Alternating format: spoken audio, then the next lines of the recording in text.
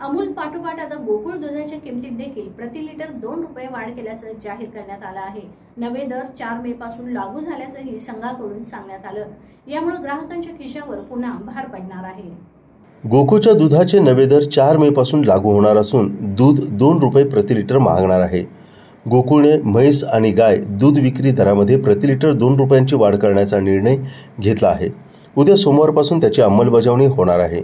मुंबई आणि पुण्यात प्रति लिटर 74 रुपये तर कोल्हापूरसह इतर ठिकाणी लिटरला 68 रुपये मोजावे लागणार आहेत। संघाने जानेवारी महिन्यामध्ये म्हैस तर महिन्याभरापूर्वी गाय दूध खरेदी संघाने जानेवारीमध्ये म्हैस तर महिन्याभरापूर्वी गाय दूध खरेदी दर 2 रुपयांनी वाढवला होता।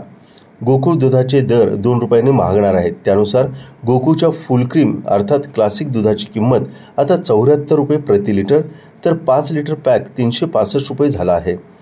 गाय दूध सात्विक 58 रुपये प्रति लिटरवर पोहोचला आहे। मात्र टोंड आणि गोकुळ शक्ती दुधाच्या दरात कोणतीही बदल होणार नाहीत।